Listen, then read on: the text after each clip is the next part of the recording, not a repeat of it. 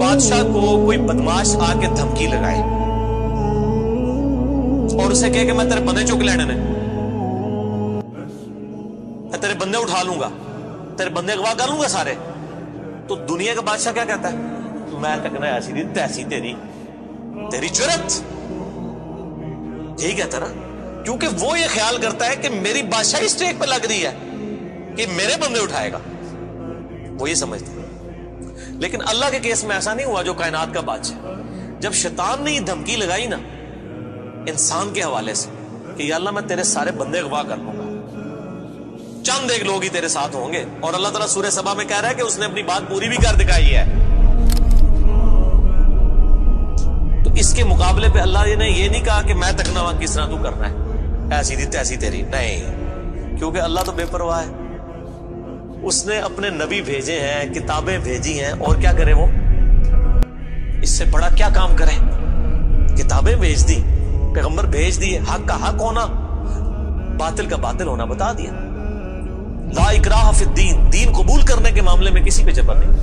قد تبین الرشد من الغی، بے شک ہدایت گمراہی سے الگ ہو چکی ہے۔ انا ہدیناہ السبیل، ہم نے راستہ دکھا دیا ہے، اما شاکر و اما کفورا، چاہے تو شکر گزاری کی روش اختیار کرو، خانہ شکری کی، لیکن آخرت میں نہیں چھوڑوں گا جس نے نہ شکری کی، یہ ذہن میں رکھنا۔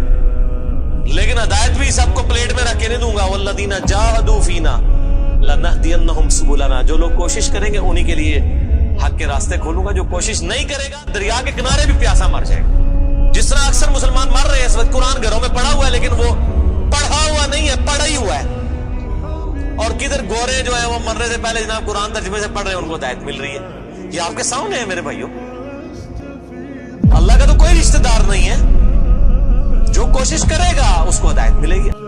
اسی سمجھنا ساڑھی کو رشتہ داری ہے اللہ نہ، یہودیوں کا بھی یہی عقیدہ تھا نا، اسی لیے سورہ بقرہ کے جو 9 رکوع ہیں وہ پورا یہودیوں کے اوپر مقدمہ ہے، اور 7 یونیورسل ٹروتھ آئے ہیں کہ تم سے بھی پہلے ایک لاڈلی امت تھی، 3 کتابیں اس میں آئی، سینکڑوں پیغمبر آئے، اس کے باوجود جب انہوں نے روگردانی کی اٹھا کے اللہ نے پرے مارا، ضربت علیہم الذلہ والمسکنہ، آج تک ذلت اور مسکنت ان کے اوپر مسلط، تم کیا شے ہو؟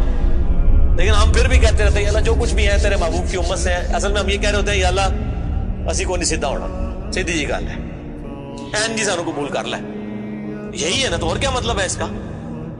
میں کہتا ہوں اگر دنیا میں مورل لاز ایکٹیو ہوتے فوراً اسی وقت سر کے اوپر جوتی پڑتی کہ محبوب صلی اللہ علیہ وسلم کا نام لیتے ہو اور کرتوت نہیں اپنے دیکھتے۔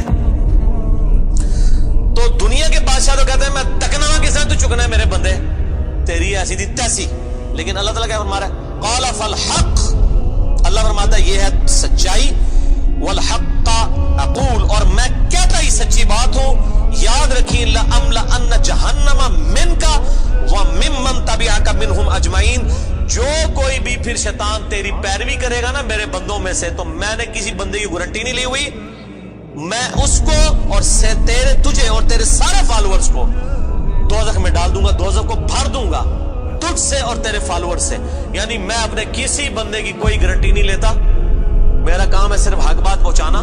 پیغمبروں کو بھی یہ کہا گیا وما علینا الا البلاغ المبین۔ اب جان بوجھ کے جو گمراہ ہوگا تو اللہ فرماتا ہے تجھے بھی اور تیرے فالوورز کو اٹھا کے دوزخ میں پھینک دوں۔ اور قرآن حکیم کی سخت ترین آیت میں اکثر کوٹ کرتا ہوں، سورۃ الاعراف آیت نمبر 179، وَلَقَدْ ذَرَأْنَا لِجَهَنَّمَ كَثِيرًا مِنَ الْجِنِّ وَالْإِنسِ، اور بے شک ہم نے کثرت کے ساتھ جن اور انسان پیدا ہی دوزخ کے لیے کیے۔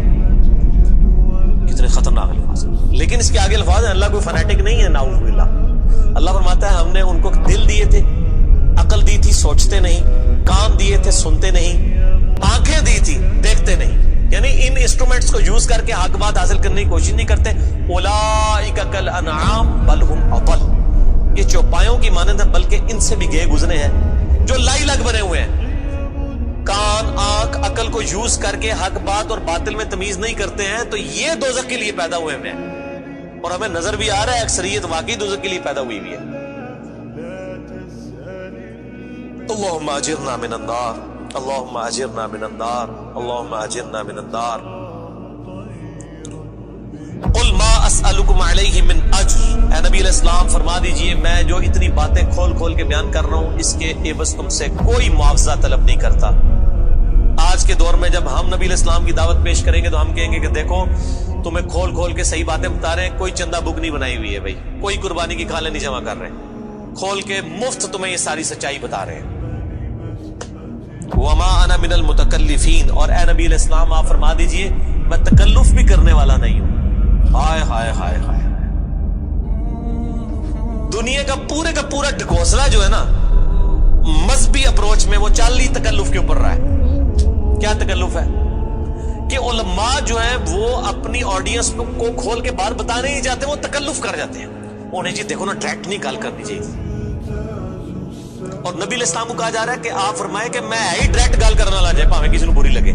وما انا من المتکلفین, میں کوئی تکلف نہیں کرنے والا, کنو کڈ لو گل, اے کچھ ہونا جے تواڈے نال. یہ اتنے سخت الفاظ ہیں کہ میں کوئی تکلف نہیں کر رہا. کیا مطلب کہ اللہ نے کسی کی کوئی گارنٹی نہیں لئی. اللہ تعالیٰ فرما رہا ہے کہ شیطان میرے جن بندوں کو اغوا کرے گا, میں نے کوئی گارنٹی نہیں لی ہوئی, میں انہوں نے بھی چھوڑ دیا گا دوزخی. ایسی تھی تیسی تہاڈی, کسی بھلے کیس نہ رہنا, کوئی تکلف نہیں ہے. نبی علیہ السلام کھل ڈول کے ان کو بات کرتے ہیں. اب جو قرآن پڑھے گا تو اس کو یہ میٹھی میٹھی تقریریں جو لوگوں کی جعلی ہیں, اوروں کی کہانیاں, بزرگوں کی کہانیاں, جانوروں کی کہانیاں, ٹھیک ہے جی, تو ایک کہانیاں انہوں نے پھر انہوں پتہ لگے قرآن پڑھو اللہ دے بندے کو پتہ لگے. صحیح بخاری میں حدیث ہے, نبی علیہ السلام ایک چوراہے سے گزر رہے تھے, کچھ صحابہ کرام آپس میں ہنسی مذاق کر رہے تھے. آپ نے ان کے ہنسنے کی آواز سنی. یہ بخاری شریف ہے, یہ سٹوری شریف نہیں ہے. آپ کھڑے ہو گئے اور آپ نے فرمایا اللہ کی قسم جو کچھ میں جانتا ہوں نا, اگر تم جانتے ہوتے تو تم زیادہ رویا کرتے, کم ہنسا کرتے. کہ آخرت میں کتنی سختی ہونے والی. لیکن ٹی وی کے اوپر, سوشل میڈیا کے اوپر ایسے وائزین کے کلپ دیکھو نا جی, اے بھی تے ہے کتنا سونا بولتے ہیں ماشاءاللہ, لگتا ہے ہونی جنرل پہنچنے لگا, پتہ لگ جائے گا اتنے بھی جنرل لبنی ہے دونوں. اور مولا علی علیہ السلام کا قول ہے کہ انسان سویا ہوا ہے, جیسے ہی مرے گا جاگ جائے گا. اوہ یہ کیا ہو گیا, یہ او ہو جانی ہے. لیکن اس ٹائم او کا کوئی فائدہ نہیں. وہ میرا مسئلہ نمبر 196 آپ سن لیں, کاش میں دنیا میں واپس جا سکتا. اس وقت انسان کہے گا یا اللہ مجھے دنیا میں دوبارہ واپس بھیج دے, میں پہلے جا کے سوشل میڈیا تو ہے ویڈیو ڈیلیٹ کروں گا. ایڈی میٹھی میٹھی ویڈیوز نے, جھوٹیاں سٹوریاں. اور نبی علیہ السلام سے زیادہ کوئی خوش اخلاق نہیں ہے. اگر یہ اخلاقیات اس چیز کا نام ہو کہ آپ نے لوگوں کو جھوٹی سٹوریاں سنانی ہیں, ان کو لپیٹ لپاٹ کے جو ہے وہ پردے میں رکھ کے باتیں کرنی ہے, کھول کے بات نہیں بتانی. نبی علیہ السلام کو کہا جا رہا ہے آپ فرما دیجئے میں کوئی چندہ نہیں تم سے وصول کرتا, اور نہ میں کوئی تکلف کرنے والا ہوں. میں نے بالکل کھل ڈل کے بات کر دی ہے. اللہ نے کسی کی کوئی گارنٹی نہیں اٹھائی ہوئی.